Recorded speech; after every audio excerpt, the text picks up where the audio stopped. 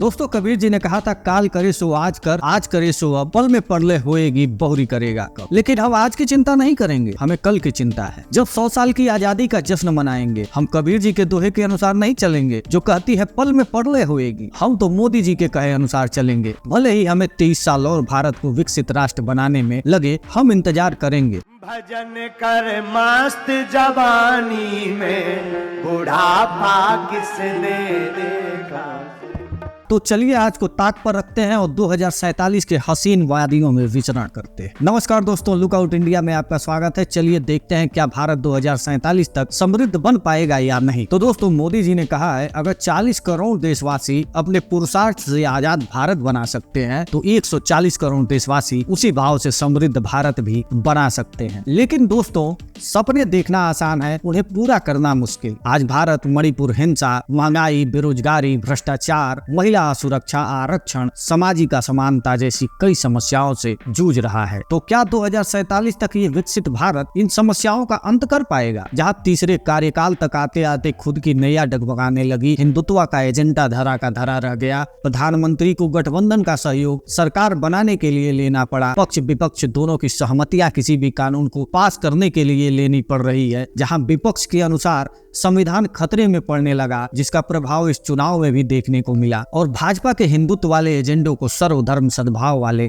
अपने राहुल गांधी जी, जो हर धर्म का ठेका लेकर सेक्युलर समाज के अगुआ बने बैठे हैं, और इंडियन गठबंधन जो राजनीतिक रोटियां सेक रहा है सभी जाति धर्मों का अकेला हितैषी बनकर, उसके किए करतूत ही हैं जो आज हमें 2047 का इंतजार करना पड़ रहा है। यह एक बड़ा सवाल करता है, क्या अपनी ओछी राजनीति से आज के नेता उबर पाएंगे और भारत को विकसित होते देख पाएंगे? तो चलिए मोदी जी की विकसित भारत 2047 की हकीकत से रूबरू होते हैं। देखिए, मोदी जी ने भारत को एक आर्थिक महाशक्ति बनाने का सपना जरूर देखा है, लेकिन क्या हम इस दिशा में सही गति से बढ़ रहे हैं? ऑक्सफोर्ड इकोनॉमिक्स के अनुसार भारत को 2047 तक विकसित राष्ट्र बनाने के लिए जीडीपी को 8% से अधिक दर से बढ़ाना होगा। 2023 में हमारी जीडीपी 7.7% रही, जो कि 2022 में 6.5% थी। यह बढ़ोतरी जरूर हुई, लेकिन यह लक्ष्य को पाने के लिए पर्याप्त नहीं है।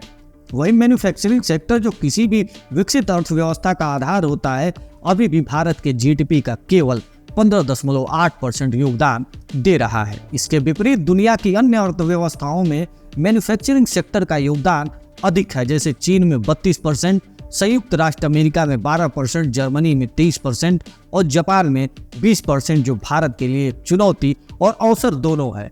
ऐसे में भारत को अपने मैन्युफैक्चरिंग सेक्टर को मजबूत करने के लिए नीतियों और रणनीतियों पर ध्यान देना होगा, ताकि वो अपनी आर्थिक विकास दर को और अधिक तेज कर सके। देखिए, मौजूदा आर्थिक असमानता भी एक बड़ी चुनौती है। भारत में करोड़ों लोग गरीबी रेखा से नीचे जीवन यापन कर रहे हैं। हालिया आंकड़ों के मुताबिक भारत में 78 करोड़ लोग गरीबी रेखा के नीचे हैं, जिनमें 22.8 करोड़ लोग एब्सोल्यूट पॉवर्टी में हैं। यह आंकड़े चिंताजनक हैं। इन पर काम किए बिना विकसित राष्ट्र बनने का सपना अधूरा रह जाएगा। अगर देखा जाए 2023-2024 में भारत में बेरोजगारी दर 8% थी, जिसमें युवाओं 15 से 20 वर्ष की बेरोजगारी दर 45.4% थी। अमेरिका में यह दर 8.4%, युवा बेरोजगारी दर 12.1% थी। जर्मनी में 6.6%, वहीं युवा बेरोजगारी दर 9.5%, जापान में 5.9%, जहां युवा बेरोजगारी दर 6.3% थी, और चीन में 10.4%, जहां युवा बेरोजगारी दर 17.6% थी। भारत में महिलाओं की LFPR 2022-23 में 32.6% थी, जो वैश्विक औसत 47.2% से कम है, जबकि अमेरिका में 57.2%, जर्मनी में 61.3%, जापान में 62.8% और चीन में 60.5% थी।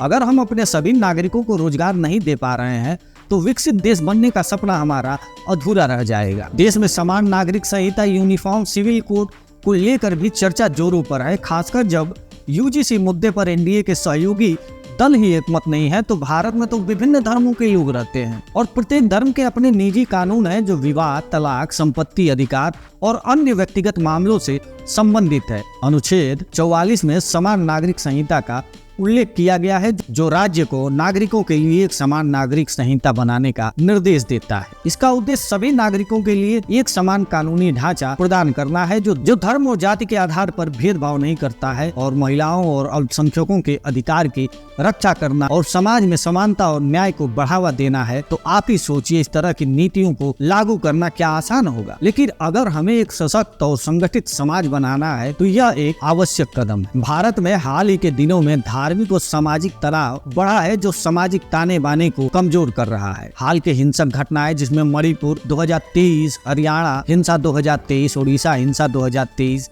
दिल्ली दंगे 2020 और करौली हिंसा 2022 ने देश की एकता और सामाजिक सौहार्द पर सवाल खड़े किए।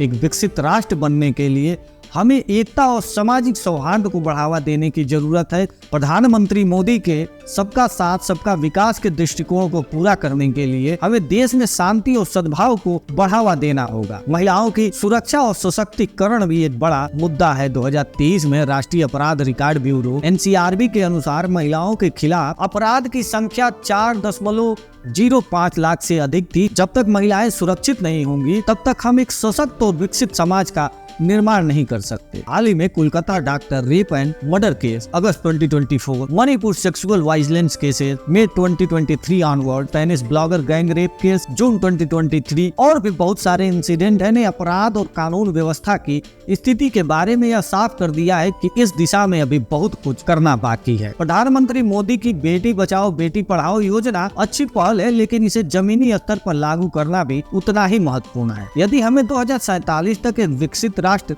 बनना है तो इस दिशा में और सुधार करने होंगे, जिससे महिलाओं की आर्थिक भागीदारी बढ़े और देश की समग्र विकास क्षमता का बेहतर उपयोग हो सके। शिक्षा और स्वास्थ्य किसी भी देश के विकास की नींव होती है, लेकिन भारत में इन दोनों क्षेत्रों में अभी भी बड़े सुधार की जरूरत है। भारत का स्वास्थ्य बजट GDP का लगभग 2.1%, जो कि विकसित देशों के मुकाबले बहुत कम है। विकसित देश आमतौर पर अपने GDP का 10 से 12% स्वास्थ्य सेवाओं पर खर्च करते हैं। कुछ देश तो इससे अधिक खर्च करते हैं। उदाहरण के लिए संयुक्त राज्य अमेरिका अपने GDP का लगभग 17.1% स्वास्थ्य पर खर्च करता है। इसका मतलब है भारत विकसित देशों की तुलना में अपने GDP का लगभग 7.9 और 9.9% कम स्वास्थ्य पर खर्च करता है, और यह एक महत्वपूर्ण अंतर है जो भारत में स्वास्थ्य सेवाओं की पहुंच और गुणवत्ता को प्रभावित करता है। हमारे देश में सरकारी अस्पतालों की हालत और स्वास्थ्य सेवाओं की उपलब्धता में सुधार की बहुत जरूरत है। शिक्षा के क्षेत्र में भारत के सामने अभी भी कई चुनौतियां हैं, जैसे कि ग्रामीण क्षेत्र में उच्च ड्रॉप आउट दर, विशेषकर उच्च प्राथमिक और माध्यमिक स्तर पर, और उच्च शिक्षा में सीमित पहुंच 2024 में GER 30% है। 2047 तक एक विकसित राष्ट्र बनने के लिए भारत को शिक्षा में पर्याप्त निवेश करना होगा, जो वर्तमान में GDP के 6% के लक्ष्य से कम है। इससे स्कूलों के बुनियादी ढांचे में सुधार, शिक्षकों के प्रशिक्षण और डिजिटल शिक्षा तक पहुंच बढ़ाने में मदद मिलेगी, जिससे सभी बच्चों को गुणवत्तापूर्ण शिक्षा मिल सकेगी और वे अपना पूरा विकास कर सकेंगे। पर्यावरण और कृषि सुधारों के बिना हम विकसित भारत का सपना पूरा नहीं कर सकते। जलवायु परिवर्तन, प्रदूषण और किसानों की समस्या हमारे सामने बड़ी चुनौतियां हैं। भारत में वायु प्रदूषण की स्थिति बहुत गंभीर है। विश्व स्वास्थ्य संगठन WHO के अनुसार दुनिया के 10 सबसे प्रदूषित शहरों में से 6 भारत में है। अगर हमने पर्यावरण की सुरक्षा के लिए ठोस कदम नहीं उठाए तो हमारे विकास का लक्ष्य अधूरा रह जाएगा। कृषि क्षेत्र में भी कई चुनौतियां हैं। भारत में 12 करोड़ से अधिक किसान हैं। 2015-2016 में किसानों की औसत आय 1 लाख से कम थी। 2015 से 2020 के बीच भारत में 1 लाख से अधिक किसानों ने आत्महत्या की। 2020 में भारत में जलवायु परिवर्तन के कारण 12% फसलों की हानि हुई। 2019-20 में देखा जाए तो भारत के कृषि उत्पादन में 3.7% की गिरावट आई। इसके लिए हमें एक अस्थायी और समावेशी कृषि नीति की जरूरत है, ताकि किसानों की आय बढ़े और उनका जीवन स्तर सुधरे। हमें किसानों को समर्थन मूल्य बढ़ाना होगा, उन्हें वित्तीय सहायता प्रदान करनी होगी और जलवायु परिवर्तन के प्रभावों को कम करने के लिए अस्थायी कृषि पद्धतियों को अपनाना होगा। तकनीकी उन्नति भारत को विकसित राष्ट्र बनाने में अहम भूमिका निभा सकती है। Digital India, make in India और स्टार्टअप इंडिया जैसी योजनाएं इसके उदाहरण हैं। लेकिन हमें यह सुनिश्चित करना होगा कि यह उन्नति केवल बड़े शहरों तक सीमित न रह जाए,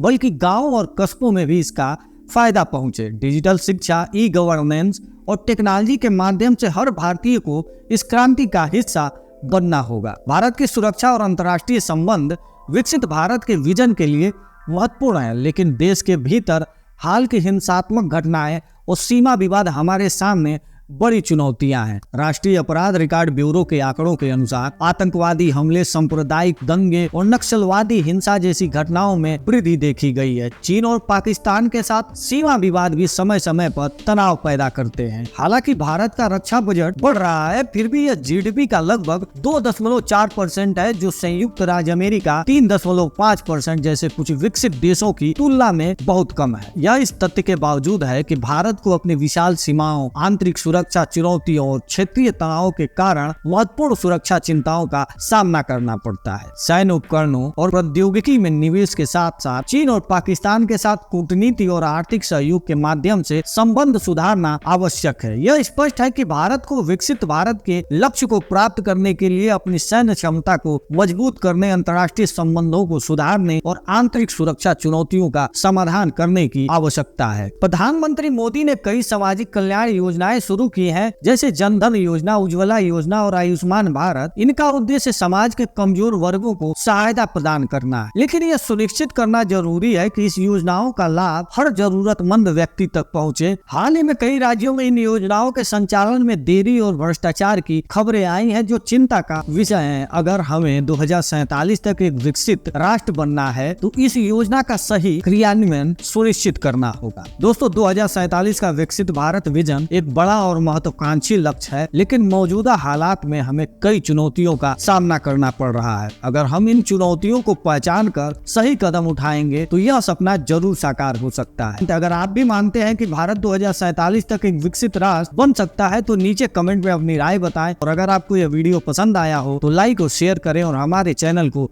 सब्सक्राइब करना न भूलें। जय हिंद।